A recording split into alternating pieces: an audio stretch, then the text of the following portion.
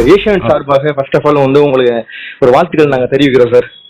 Thank you, நன்றி sir. வந்து இன்னைக்கு எம்எஸ் பாஸ்கர் அவர்களுக்கு துணை சிறந்த நடிகர் விருதுன்னு சொல்லிட்டு தேசிய விருது வந்து கொடுத்துருக்காங்க. இதை நீங்க எப்படி சார் நீங்க பாக்குறீங்க? இல்ல, அவர் வந்து இதுக்கு ரொம்ப டிசர்விங்கான ஒரு பர்சன் தான். ஏன்னா ரொம்ப இதுக்கு முன்னாடியே அவர் வாங்க வேண்டியது. பட் இவ்வளோ நாள் கழிச்சு அவருக்கு இப்போ இந்த ரெகக்னேஷன் கிடைச்சிருக்குங்கும் போது ரொம்ப சந்தோஷமா இருக்கு. அது பார்க்கிங் பண்ண மூலியமா கிடைச்சிருக்குங்கும் போது ரொம்ப இன்னும் ஹாப்பியா இருக்கு. கண்டிப்பா அவர் வந்து ஒரு ஒரு எல்லாருமே ஒரு பெரிய லெவல்ல கொண்டாடப்பட வேண்டிய ஒரு ஒரு நடிகர். அதுக்கான அங்கீகாரம் இது வரைக்கும் ஒரு கிடைக்கலையோன்ற ஒரு ஒரு சின்ன ஒரு ஃபீலிங் இருந்தது. இப்போ ரொம்ப சந்தோஷமா இருக்கு சார். கண்டிப்பா சார். சார் எப்படி சார் இவரை இந்த படத்துக்கு இந்த கேரக்டருக்கு நீங்க எப்படி சார் சூஸ் பண்ணீங்க? இந்த கதை வந்து பேசிக்காவே வந்து எல்லாரோட ரொம்ப எவ்வளவு நெருக்கமா பண்ண முடியுமோ அவ்வளவு நெருக்கமா பண்ணணும் ஆடியன்ஸுக்கு அப்படின்னு சொல்லி பண்ணதுதான்.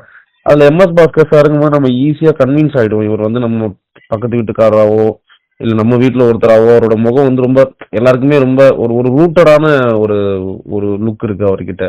அதுவும் இல்லாம பர்ஃபார்மன்ஸா அவரு வந்து ஒரு ஓரளவு ஒரு பாவமா ஷட்டிலாவும் பண்ண முடியும், ஒரு எக்ஸ்ட்ரீமா அவரால் ஒரு இதாகவும் பண்ண முடியும். அப்படிங்கும் போது எனக்கு இவர் பண்ண கரெக்டா இருக்கும். நான் ஃப்ரம் எழுதும் போது அந்த பிகினிங்லயே வந்து எனக்கு இவர் பண்ணா கரெக்டா இருக்கும் அப்படின்னு சொல்லி தான் எழுத ஆரம்பிச்சது. கண்டிப்பா சார். சார் ஆரம்பத்துல இருந்து நீங்க வந்து முடிவு பண்ணிட்டீங்களா இந்த கேரக்டர் இந்த இவருக்கு தான் அப்படிங்கிற மாதிரி நீங்க ஏற்கனவே முடிவெடுத்து தான் பண்ணீங்களா இல்ல கதை எழுதும் போதே வந்துருச்சா சார்? இல்ல, நான் ஃபர்ஸ்ட் எழுதும் போதே நான் எம்எஸ் பாஸ்கர் சார் மாதிரி ஒருத்தர் பண்ணா நல்லா இருக்கும் அப்படின்னு சொல்லி தான் நான் எழுத ஆரம்பிச்சேன்.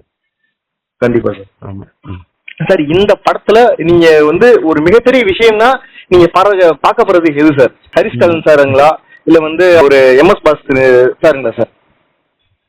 எனக்கு இது ரெண்டு கேரக்டருமே ஈக்குவலா தான் நான் பாக்குறேன். ஏன்னா இந்த கேரக்டர் இல்லைன்னா இந்த கேரக்டர் கிடையாது, ஒரு எம்எஸ் பாஸ்கர் சார் இல்லைன்னா ஹரிஷ் கிடையாது. ஸோ அப்படி ஈக்குவலா தான் பாக்குறேன். அதனால வந்து அதுவான்ற அந்த இதுக்குள்ள வரல. ரெண்டு கேரக்டருமே ஈக்குவல் தான். ரெண்டு பேருக்குள்ள உள்ள கிரே, இவர் பக்கமும் நியாயம் இருக்கும், இவர் பக்கமும் நியாயம் இருக்கும், இவர் பக்கமும் தப்பு இருக்கும். ஸோ அந்த மாதிரி பேலன்ஸ்டா தான் அது நான் பண்ணேன். சரி சார். நீங்க படம் எடுத்ததுக்கு முடிச்சதுக்கு அப்புறம் இதுல நம்ம இந்த படம் நீங்க பார்க்கும்போது எப்பா இந்த இதெல்லாம் நம்ம கொஞ்சம் மிஸ் பண்ணிட்டோமே அப்படிங்கிற மாதிரி தோணுச்சா சார்? இவரு இந்த கேரக்டர்ல இன்னும் கொஞ்சம் இவருக்கு பொட்டன்ஷியலா கொடுத்துருக்கலாமே அப்படின்னு? இல்ல, எனக்கு அந்த மாதிரி எனக்கு எம்எஸ் பாஸ்கர் சார் அப்படிலாம் நான் ஃபீல் ஆகல. பட் நம்ம படம் பார்க்கும்போது எனக்கு டெக்னிக்கலா சில விஷயங்கள் இன்னும் வேற மாதிரி ஒண்ணு பண்ணிருக்கலாமோ அப்படின்றது இருந்தது. அந்த டைம்ல இருந்த அந்த ஒரு ஒரு ஒரு டென்ஷன்லயும் இதுலயும் சில நேரம் வந்து நம்ம பிளான் பண்ண டைம்ல முடிக்க முடியாம இருக்கும். ஸோ அப்போ வந்து சில டெக்னிக்கல் விஷயங்கள் இன்னும் நல்லா பண்ணிருக்கலாமோ அப்படின்ற ஒரு விஷயம் தான் இருந்தது. மற்றபடி எனக்கு ஆர்டிஸ்டாவோ இவங்க இன்னும் கொஞ்சம் இப்படி பண்ணிருக்கலாம் அப்படின்ற அந்த ஒரு இது இல்லை. கண்டிப்பா எல்லாருக்குமே ஒரு நம்ம எழுதின படத்தை பண்ணும்போது அது வந்து அவ்வளவு திருப்தி, அதை எடுக்கும் போது நமக்கு 100% சாட்டிஸ்ஃபை ஆகாது. அது மாதிரி எனக்கு பார்க்கும்போது அதுல இன்னும் சில விஷயங்கள் நல்லா பண்ணிருக்கலாமோன்றது இன்னும் இருக்கு சார். கண்டிப்பா சார். சார் முக்கியமான கேள்வி, இந்த படத்தை வந்து இந்த படம்ங்கிறது வாழ்வியல சார்ந்து இருக்கு. ஏன்னா ஒரு சின்னதா ஒரு பார்க்கிங்கோட சம்பந்தப்பட்ட வர பிரச்சனையில ஒரு இளவட்ட பசங்களுக்கும் வந்து ஒரு வயசான ஒரு ஆளுக்கு நடக்கிற பிரச்சனை இது வந்து எப்படி சார் நீங்க எழுதுனீங்க? இது வாழ்வியல நடக்கும்னு உங்களுக்கு தோணுச்சா சார்? இல்ல, நம்ம இந்த பார்க்கிங் பிரச்சனையா இருக்கட்டும், இந்த ஈகோ, இது எல்லாமே நம்ம டெய்லி லைஃப்ல பாத்துட்டே இருக்கோம்ல. எல்லாருமே நம்ம இது ஒரு தடவையாவது ஃபேஸ் பண்ணிருப்போம். இந்த பார்க்கிங்கால ஒரு இஷ்யூ நமக்கோ இல்ல நமக்கு தெரிஞ்சவங்களுக்கோ இல்ல நமக்கு எதிரில் உள்ளவங்களுக்கோ நம்ம பார்த்துட்டே தானே இருப்போம். ஸோ அதை வச்சு எழுத ஆரம்பிச்சதுதான். ஸோ இது வந்து கண்டிப்பா எல்லாரையும் ரொம்ப நிறைய ஆடியன்ஸுக்கு ரொம்ப நெருக்கமா இது கனெக்ட் பண்ணும் அப்படின்ற ஒரு நம்பிக்கையில தான் முதல்ல ஒரு கேரக்டர்ஸா எழுதுவோம். ஒரு ஒரு ஒரு எக்ஸ்ட்ரீமா ஒரு ஒரு ரொம்ப கோவப்படுற ஒரு கேரக்டரும் கேஷுவலா இருக்கிற ஒருத்தர் அண்ட் அந்த ஏஜ் ஜென்ரேஷன் கேப் இதெல்லாம் வச்சு கொஞ்சம் நல்லா பிளே பண்ண முடியும்னு சொல்லி அப்படி எழுதுனதுதான். அது வந்து என்ன சொல்றது, எல்லாருக்குமே அந்த ஒரு நமக்குள்ள எல்லாருக்குள்ளயுமே ஒரு டார்க் ஷேடு கிரே ஒண்ணு இருக்கும். ஆமா சார். அதனால வெளியில நம்ம நல்லவங்க அப்படின்னு ப்ரொஜெக்ட் பண்ணிக்கலாம். ஆனா நமக்குள்ள கண்டிப்பா அது இல்லாம இருக்காது எல்லாருக்குள்ளயும். ஸோ அது எல்லாத்தையுமே வந்து இந்த படம் கொஞ்சம் எல்லாருக்குள்ளேயும் இருக்கிறத தூண்டி விடணும்.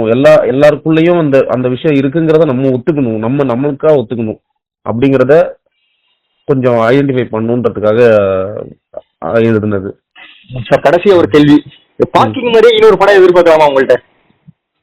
கண்டிப்பா. இப்போ ஒரு வாழ்வியல சார்ந்தது, ஒரு சாதாரண ஒரு நடுத்தர ஒரு மனுஷன் ஒரு வாழ்வியல் இருக்கவன் எப்படி இருப்பானோ அதே மாதிரி ஒரு படம் எதிர்பார்க்கலாமா? கண்டிப்பா எதிர்பார்க்கலாம். பட் எனக்கு வந்து ஒரு ஒரு ஒரு ஆக்ஷன் படம் பண்ணணும், நல்ல ப்ராப்பர் ஆக்ஷன் படம் பண்ணணுன்ற ஒரு ஆசை இருக்கு.